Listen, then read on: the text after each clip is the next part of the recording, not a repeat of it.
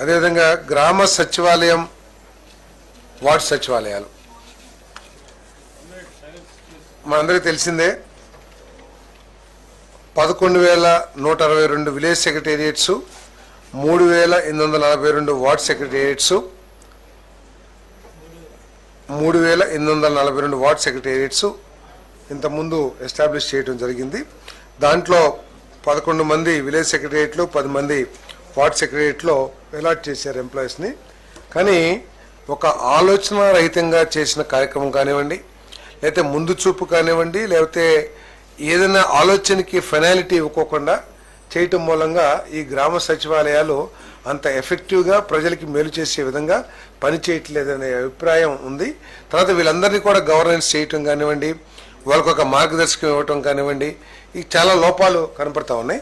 దీన్ని దృష్టిలో పెట్టుకుని 3 కేటగిరీస్గా వీటిని విభజించడం జరిగిందని చెప్పేసి మనం చేస్తాం. ఇది ఈ గ్రామ వార్డ్ సెక్రటేరియట్స్ని 3,500 జనాభా పైబడి ఉన్న ఒక సెక్రటేరియట్, అదేవిధంగా 2,500 నుంచి 3,500 వరకు జనాభా ఉన్న సెక్రటేరియట్స్, అదేవిధంగా 2,500 కంటే తక్కువ ఉన్న సెక్రటేరియట్స్, జనాభా తక్కువ ఉన్న సెక్రటేరియట్స్.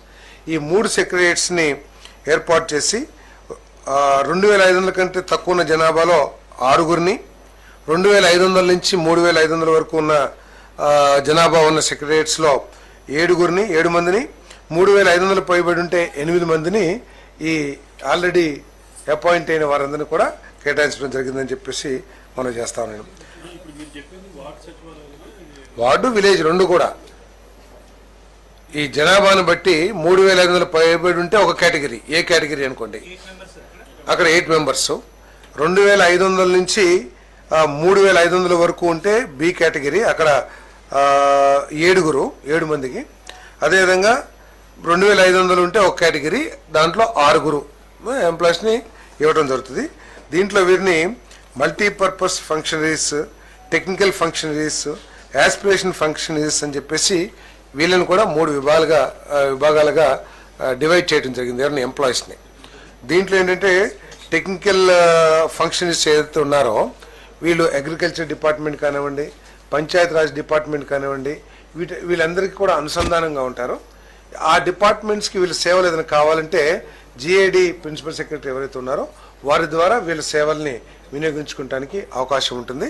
రెగ్యులర్గా గవర్నమెంట్ ఇచ్చే ప్రోగ్రామ్స్ ఏదైతే ఉన్నాయో అగ్రికల్చర్ డిపార్ట్మెంట్ కానీ లేదా పంచాయతీరాజ్, ఆ పనులన్నీ కూడా ఈ టెక్నికల్ వాళ్ళు చేస్తూ ఉంటారు. అదేవిధంగా వీళ్ళకి హెడ్స్గా గ్రామ సచివాలయాలు అయితేనేమో పంచాయతీ సెక్రటరీ హెడ్గా ఉంటాడు. అదే వార్డ్స్లో అయితేనేమో వార్డ్ అడ్మినిస్ట్రేషన్ సెక్రటరీ వీళ్ళందరికీ కూడా హెడ్గా ఉంటారు.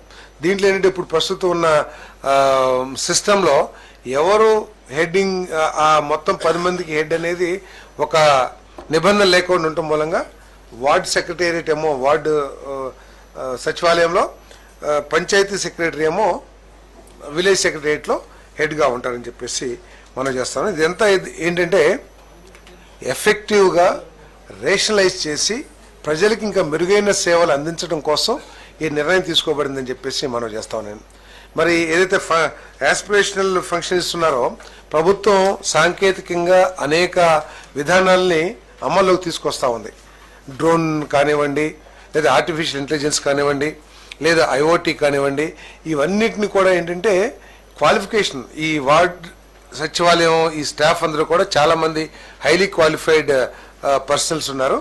వాళ్ళ క్వాలిఫికేషన్ బట్టి వాళ్ళని ఈ 3 కేటగిరీలుగా విభజించడం జరిగిందని చెప్పేసి మనం చేస్తాము.